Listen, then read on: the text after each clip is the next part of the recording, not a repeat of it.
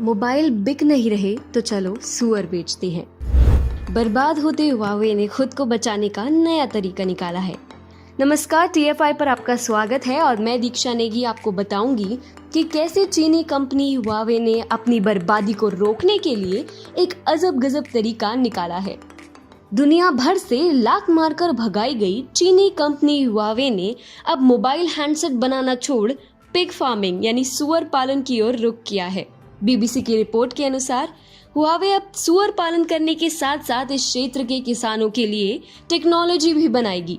ऐसा लगता है कि हुआवे जिस तरह से दुनिया भर के देशों से बहिष्कृत हुई है, उससे उसकी कमर टूट गई है और कंपनी को किसी तरह जीवित रखने के लिए अब हैंडसेट बनाना छोड़ पिग फार्मिंग की ओर जाना पड़ा है। दरअसल अमेरिका में ट्रंप प्रशासन द्वारा चीनी टेलीकॉम दिग्गज हुआवे को अमेरिकी राष्ट्रीय सुरक्षा के लिए खतरा बताते हुए इसके द्वारा खरीदे जाने वाले सेमीकंडक्टर तथा अन्य पार्ट्स पर प्रतिबंध लगा दिया गया था।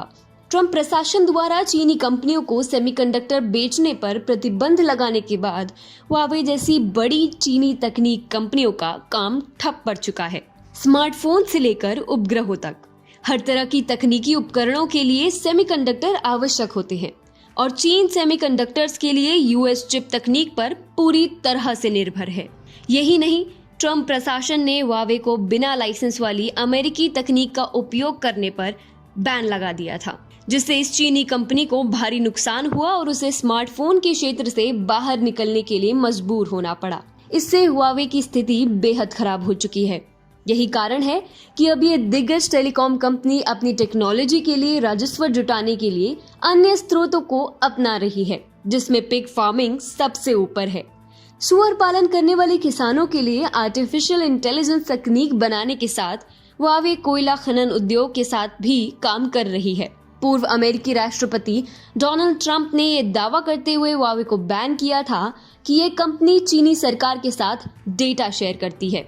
परिणाम स्वरूप दुनिया की सबसे बड़ी टेलीकॉम कंपोनेंट्स बनाने वाली हुआवे अब 4G मॉडल बनाने तक सीमित हो गई है, क्योंकि इसमें 5G मॉडल बनाने के लिए आवश्यक कंपोनेंट्स अमेरिका से आयात करने होंगे, जिसकी उनको अनुमति ही नहीं है।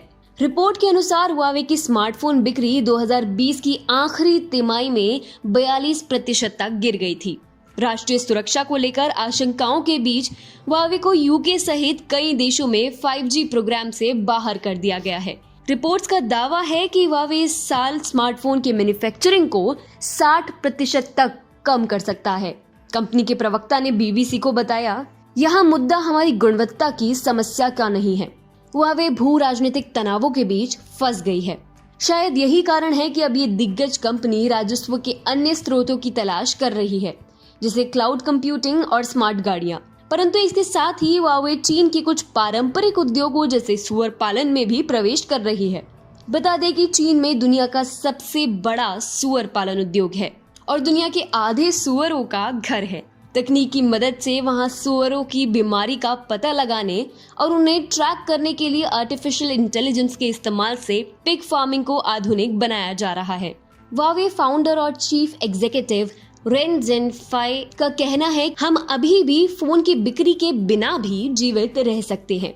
उन्होंने आगे कहा कि इस बात की अब बहुत अधिक संभावना नहीं है कि अमेरिका हुआवे को उस ब्लैकलिस्ट से हटा देगा, जो अमेरिकी कंपनियों को चीनी तकनीक फार्म के साथ काम करने से रोकती है। यानी कुल मिलाकर देखा जाए तो आज वह दिन आ चुका है कि हुआवे जैसी दिग्गज कंपनी को मोबाइल मैन्युफैक्चरिंग छोड़ सुअर पालन के क्षेत्र में आना पड़ रहा है। कोरोना ने चीन और चीनी कंपनियों की सिर्फ पोल ही नहीं खोली, बल्कि कमर भी तोड़ दी है।